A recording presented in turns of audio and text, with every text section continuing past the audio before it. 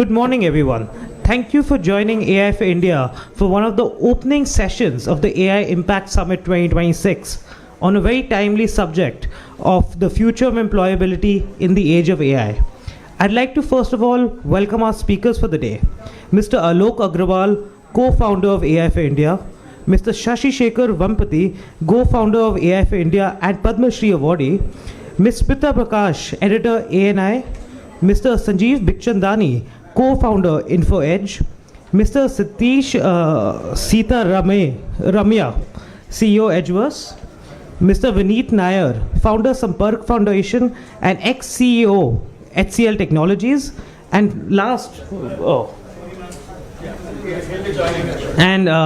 Professor Anurag Mairal, who will be joining us shortly. With this, I'd like to hand it over to the speakers. Good morning. Welcome to this session.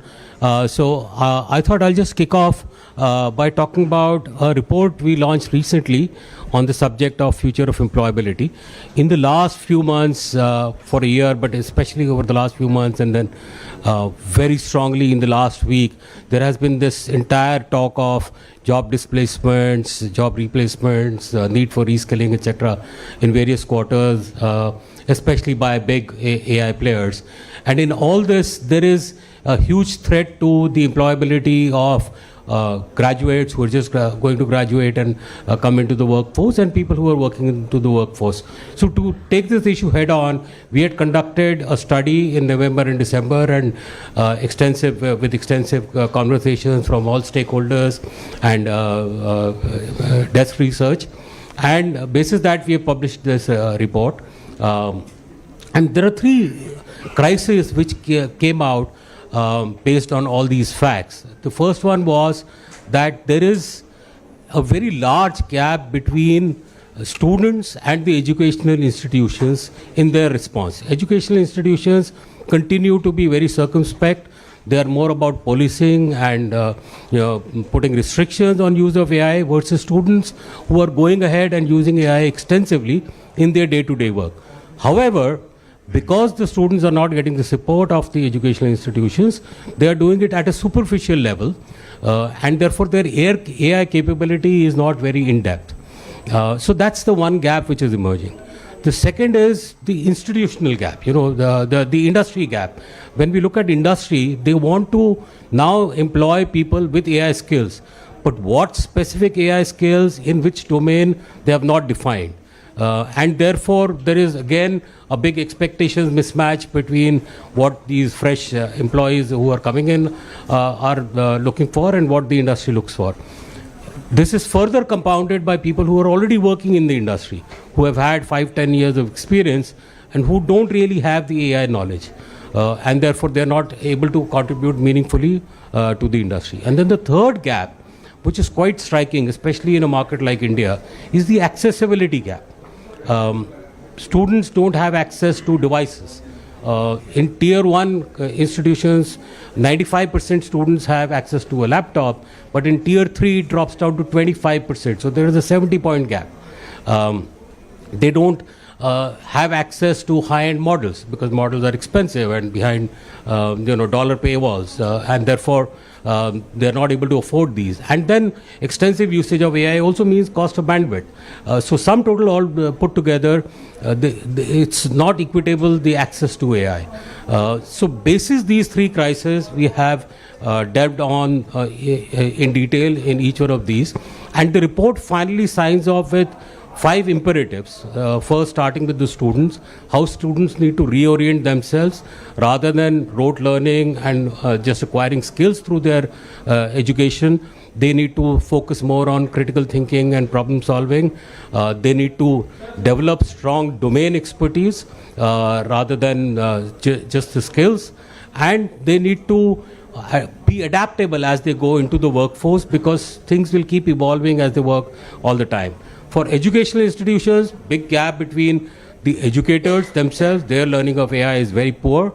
Therefore, they need to first educate their faculty and their teachers, etc., so that they are trained to teach with AI rather than teach the regular pedagogy which they are doing right now.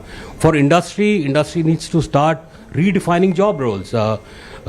Job roles which will be a combination of human work and the part which AI will do.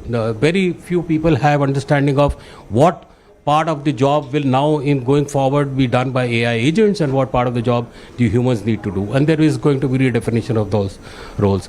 From a government and policy perspective, I think AI literacy is key, and not just at a 101 level, but at an extensive level. And therefore, we need to have policy frameworks within our educational systems, curriculums, boards, etc. And in terms of driving accessibility, and there are lots of things happening during this summit which are going to focus entirely on accessibility. Team from Bharatjan is here, Rishi and Ganesh. They are going to talk about their affordable models which they are going to put in. Intel, I know, is working on accessible devices, and there are many other things. So that is one thing which is being addressed. And it's the good thing is that this has been recognized by the government in its the State of Economy paper published just last month, and we'll hear from the CEA in a minute, who has sent his address.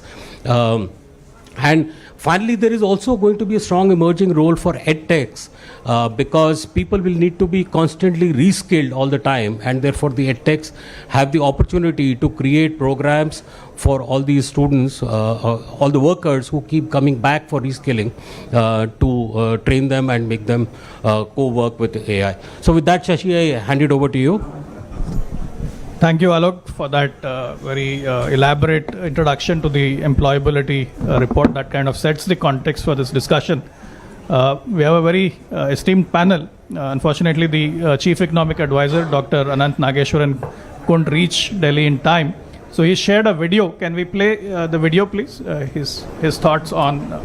Ladies and gentlemen, it's indeed a privilege and an honor to be chosen by AI for India to share my thoughts with you on the question of the future of employability in the age of AI.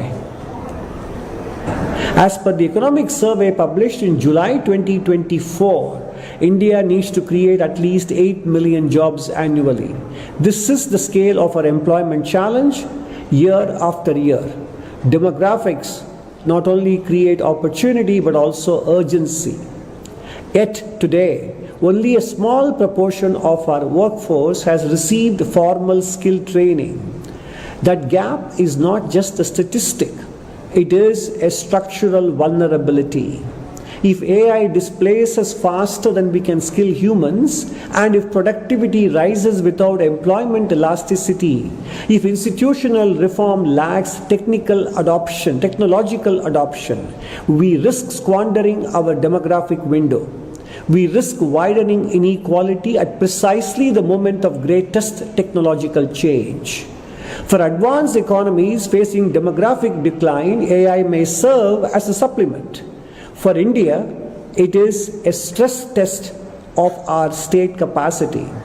Time for us is not abstract. Every year, we must generate millions of productive, dignified jobs or livelihoods. Every year of delay compounds pressure. Every year of drift narrows our options. If we do not move decisively, such as strengthening foundational education, scaling high-quality skilling, expanding labor-intensive service sectors, removing the regulatory bottlenecks that hinder the expansion of labor-intensive services, and if we do not ensure calibrated AI deployment, we will not merely miss an opportunity, we will create unavoidable social and economic instability. But the alternative, fortunately, remains within reach. With foresight, institutional discipline, and relentless execution, India can become the first large society to demonstrate that human abundance and machine intelligence can reinforce and not undermine each other. This will not happen by drift. It will require urgency. It will require political will. It will require state capacity. And it will require a clear national commitment to aligning technological adoption with mass employability. It has to be a Team India effort, including the private sector and academics, as well as policymakers. The window is open still, but it is not indefinite. For India, this is not a debate about the future of work. It is a decision about the future of growth, social stability, and cohesion. We must act and act now. The first step begins with a reform of our education and pedagogy and the teaching and the imparting of foundational skills. And that is where the path to co-creating prosperity with AI and employability in the age of AI, and that is where the path begins. Thank you very much. I wish the rest of the deliberation a lot of success and fruitful discussions and a path or a roadmap for decisive action. I miss being there in person, but I hope this speech does trigger some fruitful, concrete and immediate action at all levels of the society. Thank you very much and wish you all the best. So thanks to Dr. Nageswaran, who couldn't be here, but we have our last speaker who's made it from all the way from the US, from Stanford University, Dr. Anurag Mehral. You missed the photo up, but we'll do one more at the end. So, to kick off the conversation, let me start with Smita Prakash. You have two very interesting perspectives. You are also seeing the news that's happening all over in India. You recently had a news report on how AI is impacting jobs. And then you're also a big media employer as well. So you're also looking at how AI is impacting your own business. So if you could, kind of set the context, and then we'll take the conversation around the panel. Thank you, Mr. Shekhar, and thank you for the organizers to having me here. Quite right. I did a report recently on the use of AI and the impact of AI on employability, and I just found the need to do that because as Mr. Nageswaran said that it's a stress test. He said on employability of journalists, of reporters, of camera persons. There is, like you said, that the students these days are doing or learning artificial intelligence and the tools surreptitiously because there's a pushback by educational institutions who don't have that vision that this is something that it's a skill that they need to have right from middle school onwards. So there are a number of people who are applying for jobs using cheap models, and they're all sounding the same. So when I get a resume, it sounds like 15 others which have come in. And when that first firewall is cleared and we go through the first level of sifting, and when you actually meet with them, they do not have the skill which they have said in their LinkedIn profile or when they have applied for jobs. And there's a kind of a lazy attitude of just using a ChatGPT to make their profile and just send it across to 20 different media organizations. It's then that I realized that the skill training which should be there is not there. Similarly, journalists who are working with us, 25 years ago, I know that I was one of those who said, Google use mat karna. Don't use Google to do your story. Go to the ground and report yourself. Find out the truth from the ground. Don't just Google it from different. I probably a dinosaur very early in life in adapting to Google. But it took me probably 6 months to realize that we can use that to upskill. And then the whole rule changed at ANI and we started using Google, and I realized that what Google was doing was different from what AI is doing today. There are many reporters who just, many news organizations today who don't have the budget to send out reporters on the ground. They're just using various AI tools to do it, and this is an existential threat, something that both the speakers before me spoke about. This is a threat which has hit the media, and if you've been watching some of the conversations which are happening at the Munich Security Conference, where they are saying that the old order has broken down, and with regard to national security, the old order in the media too has broken down. In education systems, it has broken down. And if we don't adapt soon, you're going to have the situation in India like you're having in America, where nobody's reading the newspaper, the physical newspaper. Many in this room, if I even do a show of hands, have not read the newspaper before coming to work, as in a physical newspaper. I think our generation grew up having Reader's Digest in our homes, or we read the Time and Newsweek to understand. We read the Times of India and Hindustan Times to get to know what is happening around the world before we got to work. But that's not happening with I'm sure most of the audience out here. So the media is going to change a lot. Existential threat to many anchors who today are ruling the roost, because you never know, all of you are watching Arnab Goswami on television, and your cortisol levels are rising by the minute. You never know that it's possible that Republic has a milder version of, uses AI tool and gets a milder version of Arnab Goswami for the 8 p.m. and the more excitable version at 9 p.m. and you can choose which version of Arnab you want to watch. It's going to be a reality soon. These AI tools are going to be used in the news organization. So you can choose which version of the anchor you like. Just like and that selection is going to happen for you before you realize that you have made the selection. Just like the news feed is coming in. Just before I conclude, just one more point I want to make is about intellectual property rights. Unfortunately, all the big giants, the big fives, they are scraping content from Indian media organizations and not paying us for IPR, whereas they're paying millions abroad. And that's where I feel that we are losing out, we are losing the battle even before it's begun in India.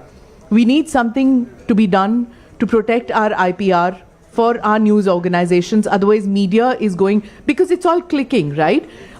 Why would anybody want the long form article in Times of India when a short form of that similar kind of article is available from Times of India, Hindustan Times, the Hindu, the Sun newspaper, translated real time and given to you, and the gist out there.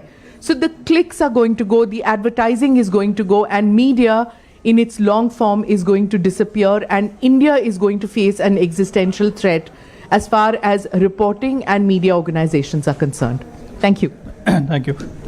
Let me now go to Mr. Vineet Nair. Sir, you've been a veteran of the Indian IT industry. You're working extensively with schools and school children through your Sampak Foundation. If you could set a macro perspective on employment, employability, how this whole debate is shaping up in the context of AI. Thank you so much, and thank you for inviting me. Let me try and go back and understand the AI phenomena from a different lens.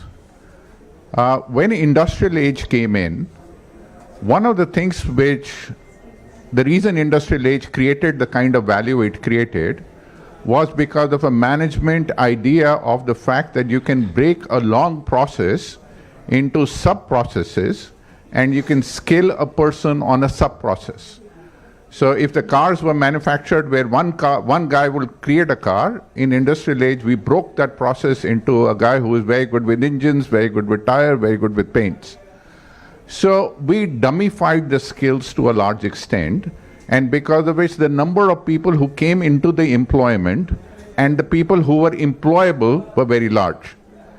Our education institution, post-industrial age, started catering to these knowledge workers, or what I call micro-skill workers. So therefore, in the education institution, we started imparting knowledge, and in our industry, including the IT industry which I come from, we started taking those knowledge workers and training them in what I call sub-skill, small skill. Now, because of which in Indian IT we have 7-8 million people, and in different industries, different sets of people were hired because of sub-skill.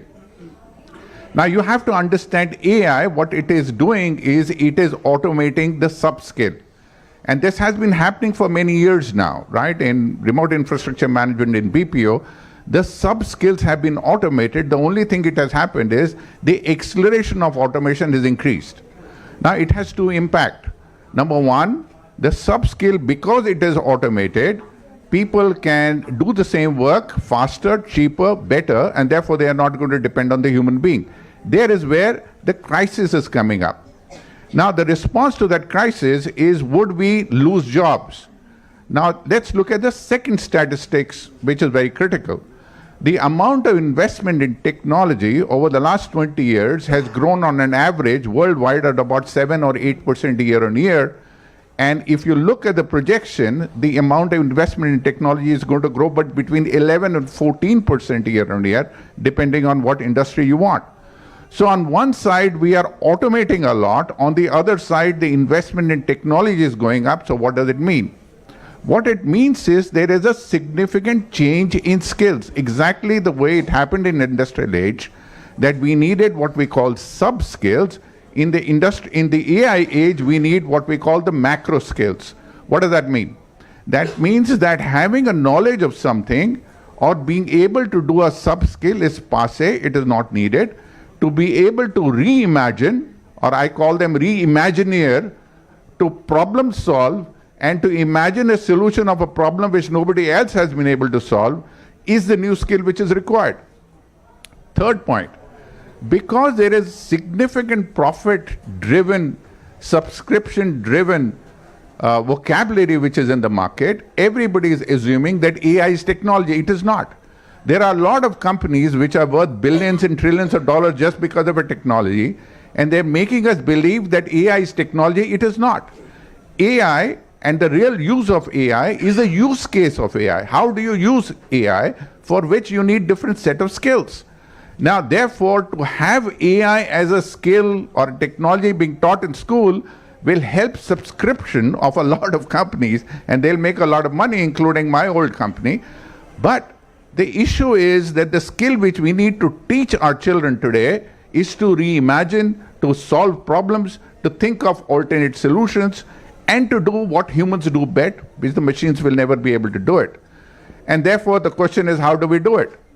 I think India has an opportunity. First, India has a threat that the amount of people we have in what we call the sub-skill task is very large, including IT industry. And if we are not careful, we will have a lot of unemployable youth and unemployed youth. Therefore, it is a crisis which needs urgent attention. Now, what do? In our schooling system, we need, I was just talking about it, we, for example, in Sampak Foundation started what we call half stories. We tell a half story and tell the children to reimagine the balanced story. So we need to introduce curriculum which is imaginative. We don't need to teach knowledge of algebra and fraction. Yes, we need to teach that, but we need to come up with imaginative curriculum which increases what we call the jugaad thinking, so that people start imagining new solutions in the education institution. Therefore, the new curriculum on AI is not teaching AI technology, but is teaching them different problem-solving skills. From an employment point of view, I think it is very important for us to understand that Indian companies, including Indian IT companies, are going to be profit-driven. And therefore, if you believe that they are going to create employment, you must be dreaming. So therefore, the question is, how do we create employment in this environment? And that employment comes from mass-scale startups, which is what this government is already doing. So how do we create new sets of people who are trying to solve new sets of problems, not new sets of technology? And if we do that, we will get it right. And the last point, what she talked about, I think we as Indians have to be very careful on who does data belong to. And that is a debate we have a problem with.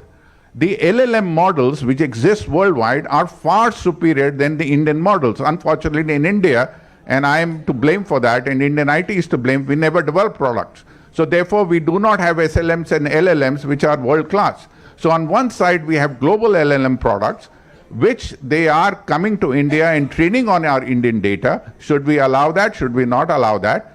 But on the other side, if we don't allow that, then we have the data, but we don't have the LLM models. So how do we encourage technology companies to develop the LLM models? And therefore, this needs radical strategic thinking and a very important aspect. Otherwise, we will either give up our data, and I must remind you, I come from a time when the computer industry came in and Microsoft DOS operating system was thrown free in this country. And HCL had an operating system, Infosys had an operating system, TCS had an operating system, all of us had an operating system. But Microsoft came in and the DOS was pirated and everybody had a PC with the pirated DOS. What happened? All three operating systems, these three companies were killed. And therefore, over a period of time, DOS became the operating system, and then they started charging billions and billions of dollars, and the country lost the capability of developing operating system. So I think it's a very critical aspect for us to think about. Who does this data belong? What is the kind of incentives we are going to give to develop LLM technologies or SLM technologies fast so that we train on our data? Otherwise, an LLM will come in with our data and we'll immediately see return and we'll celebrate and we will do all these kind of press releases. But India will lose a competitive advantage on something which is very critical for the next decade. Thank you. Thank you, sir. In fact, you brought back memories. My BTech project was on the HCL Magnum. And I was the product manager who designed that operating system. So, Mr. Bigchandani, I think this is a great segue to you because Mr. Nair spoke about unemployment, unemployability. You've been there in the thick of the debate, right from the gig economy to Naukri.com. You have a very solid ground perspective. So please share your thoughts on. Okay. So, first of all, I'll say one thing: don't panic. Okay, we'll figure it out. Okay, I don't know what the answer is, but we'll figure it out. Okay, second, the truth is, I don't know what's going to happen, and nobody knows, right? But the environment is chaotic, it's dynamic, it's moving fast, and we've got to go with the flow. Now, let's go back into history. I'll tell 3 stories. So story number 1 is I go back to 1982. I was in college. I went to Delhi University from 81 to 84. I was in my second year.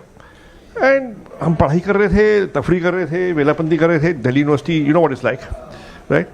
And suddenly 2 or 3 organizations came up, private sector.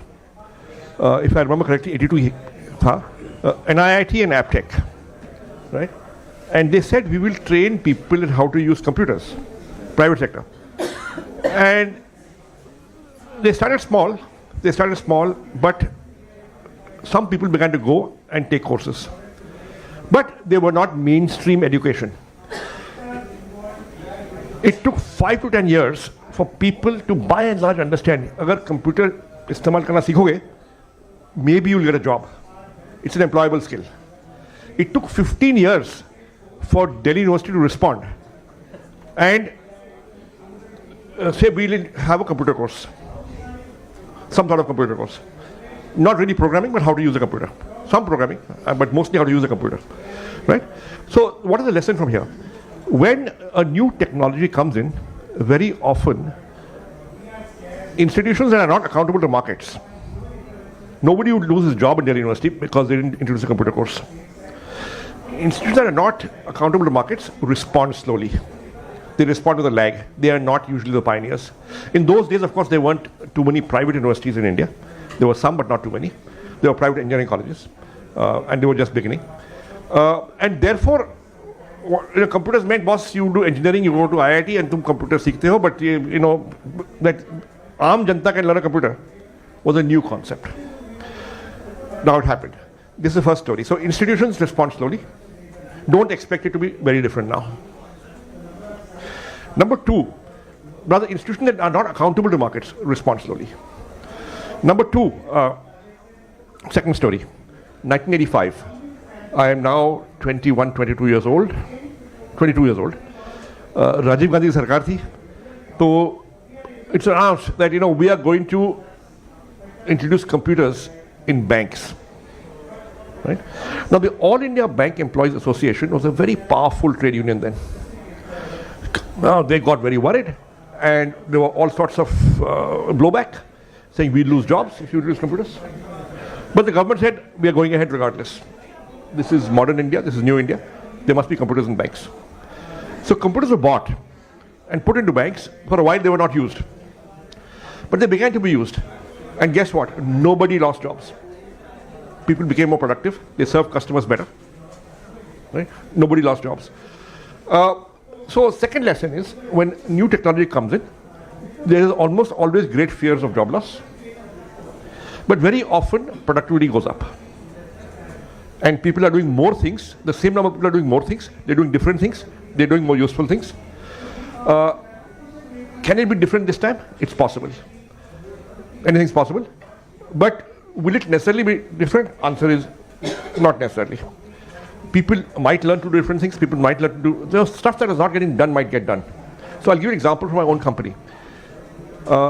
We've got about, at Naukri, we've got about 1.5 lakh clients, 1.2, 1.3 lakh clients.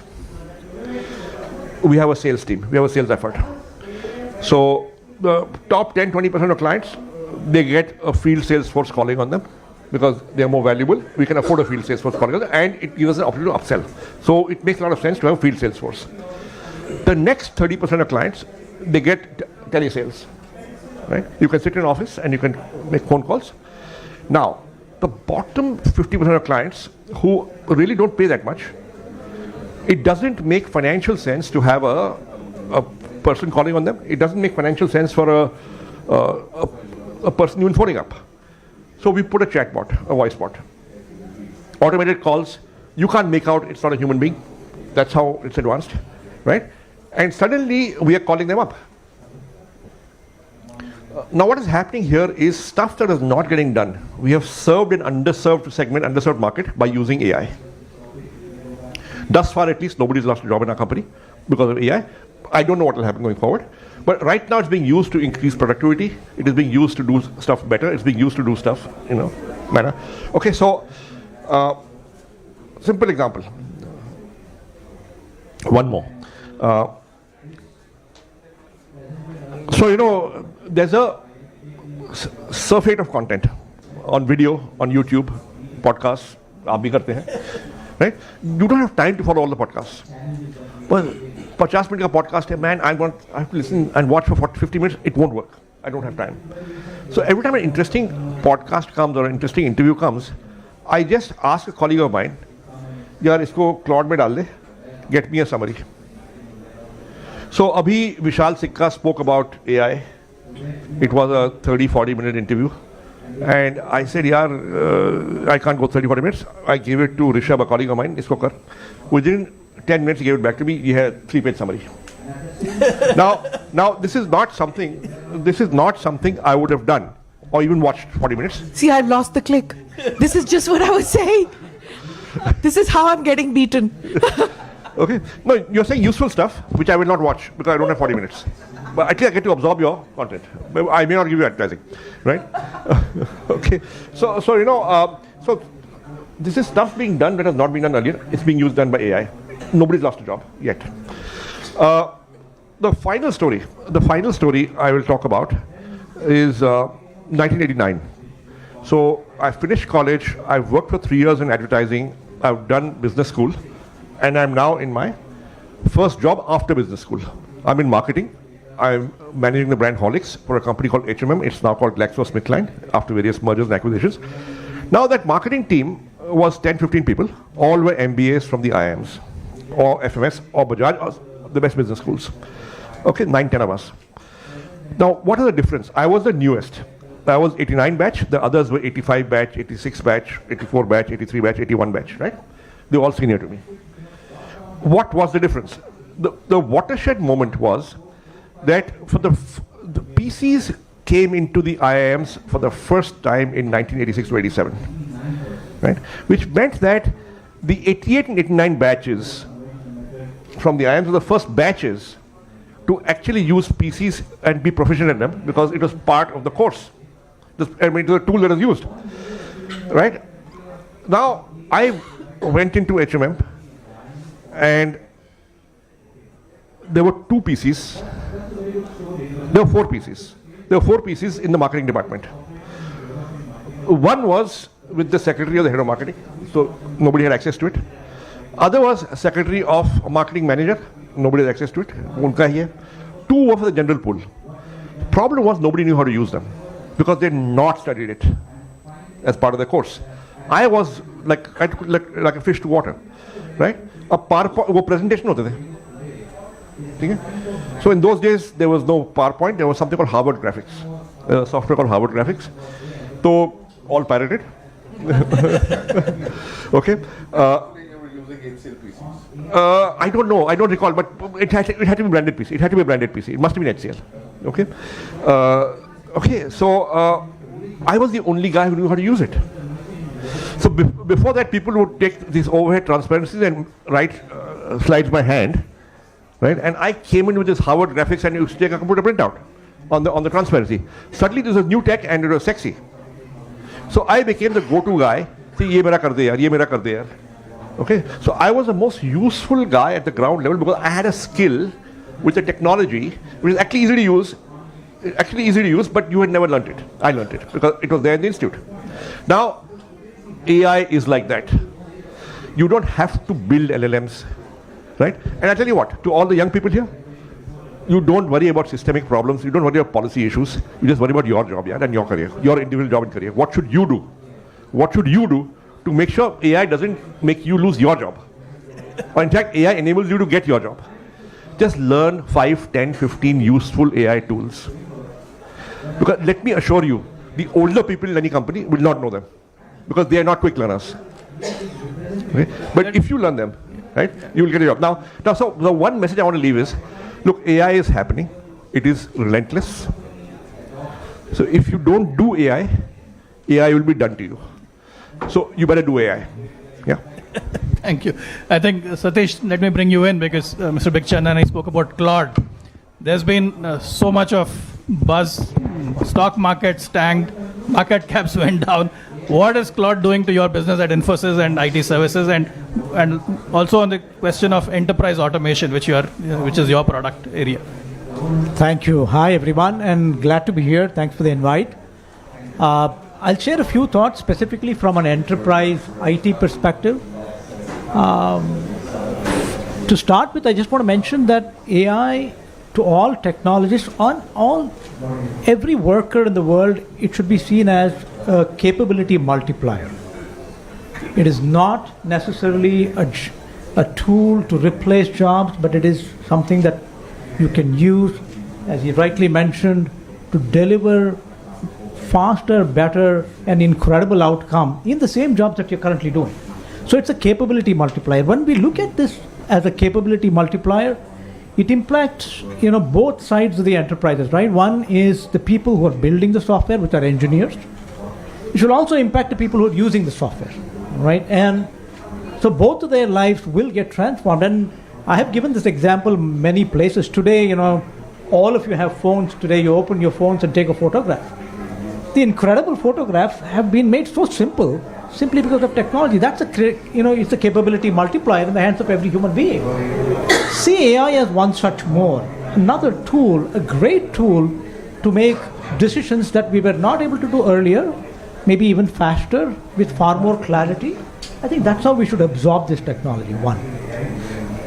If you look at enterprises, there is always a concern, Shashi mentioned the stock market and all that. Let me not comment about that, but I want to let you know that it is not like technology is gone away, right? If any, with AI, technology will get far more entrenched in enterprises of the future.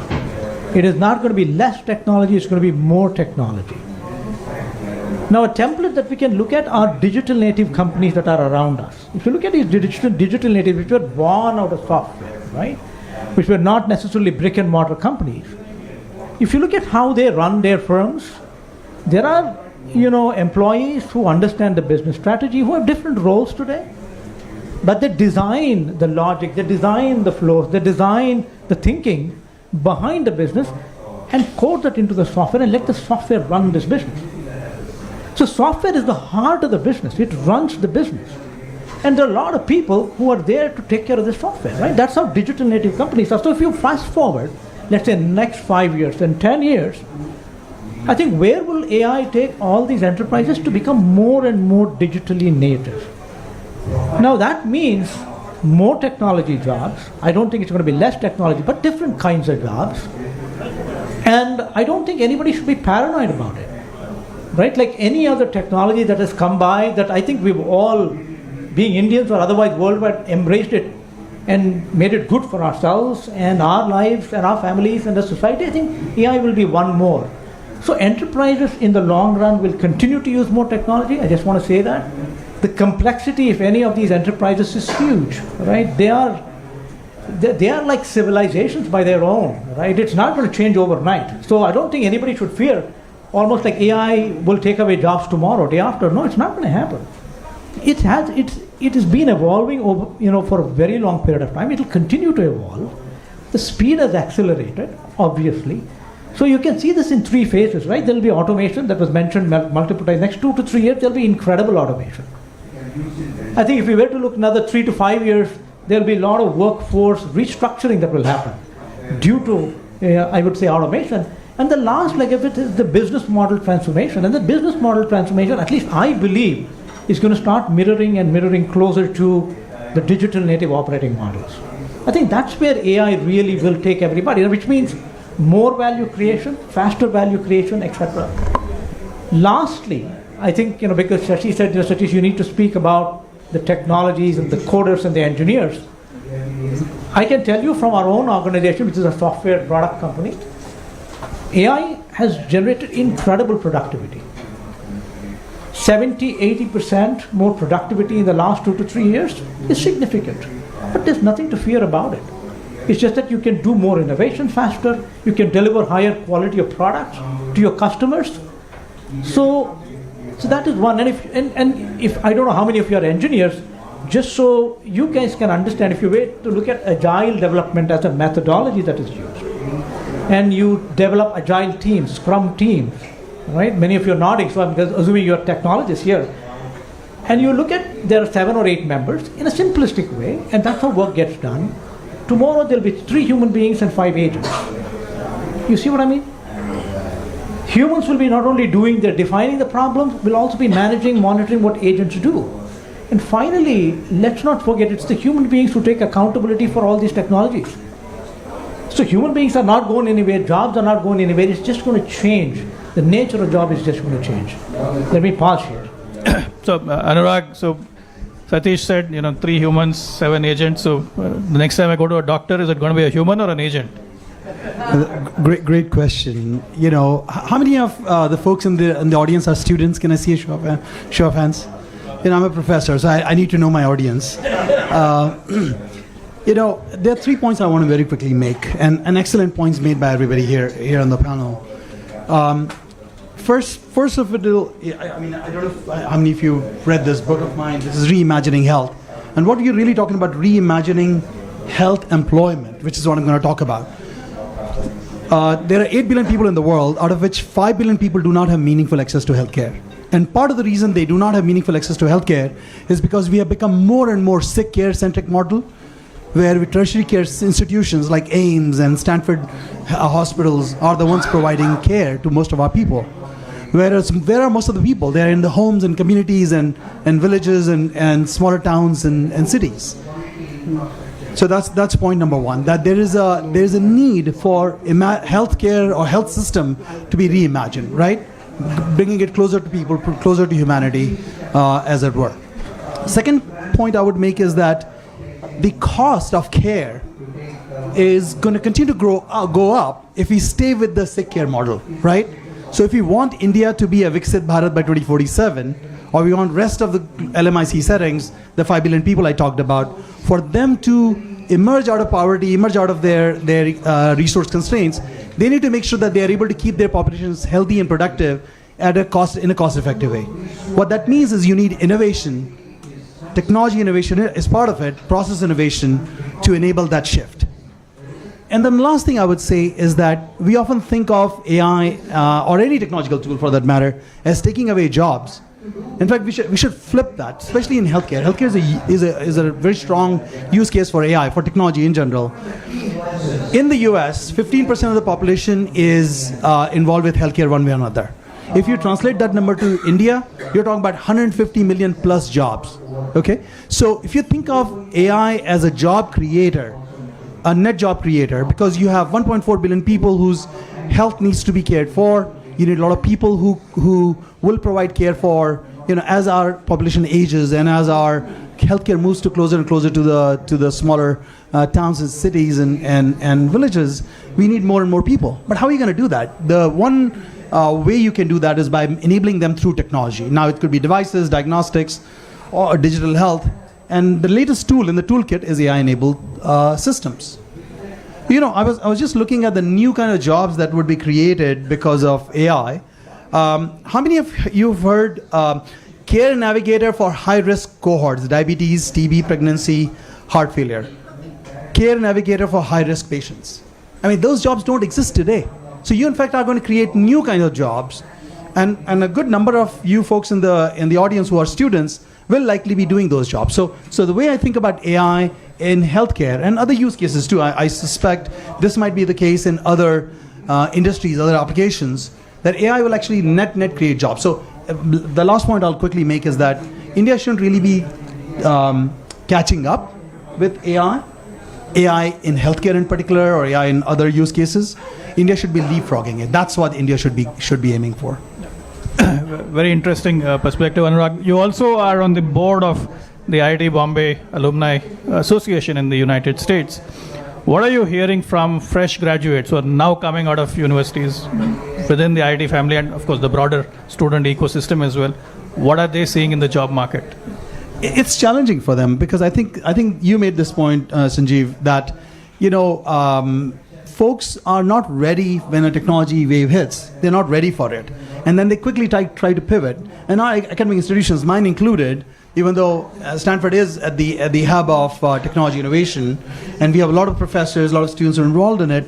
Honestly, we are not doing as good a job as we should in preparing this next generation for the kinds of jobs that are coming. So they are concerned, but they're also excited. I think the youngest population that's graduating today feels a lot more excited about AI technology and feels they could do something with it. But we have to show them.